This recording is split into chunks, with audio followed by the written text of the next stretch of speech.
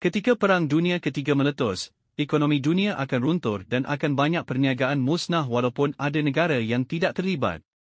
Namun masih ada perniagaan yang masih relevan dan berjalan seperti biasa. Ini antara bisnes atau perniagaan yang masih berjalan ketika dunia sedang berperang. Yang pertama, kedai makan atau warung tepi jalan banyak akan survive sebab orang sentiasa lapar dan perlukan tenaga. Yang kedua adalah kedai tayar dan bengkel kereta untuk repair kenderaan tentera dan awam. Semestinya banyak generator yang akan rosak dan perlukan kepakaran mekanik. Seterusnya adalah kedai runcit yang menjual barangan asas seperti berus gigi, ubat gigi, sabun adalah penting untuk survive. Kedai aci memang kalis perang. Yang keempat adalah bisnes air dan penapis air.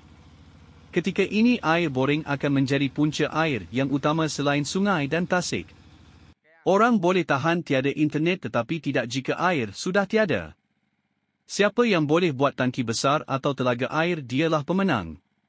Yang kelima adalah tukang jahit atau repair pakaian diperlukan untuk menampal pakaian yang koyak atau berlubang. Siapa yang mahu ke sana sini berlari tanpa seurat benang di badan.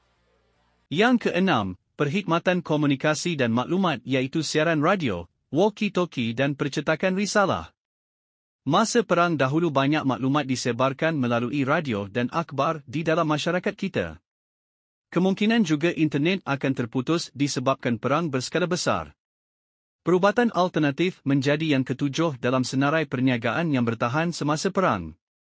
Jika ubat di farmasi atau klinik sudah kehabisan, kita boleh mencuba perubatan alternatif. Akan datang nanti ramai yang cuba belajar membalut luka sendiri dengan daun herba atau membuang peluru sesat dari badan sendiri. Yang terakhir adalah perkhidmatan keselamatan seperti pemasangan CCTV, penjaga security, pagar anti-climbing dan safety hose. Bisnes bunker atau rumah selamat akan laku keras pada saat dunia sedang kucar-kacir.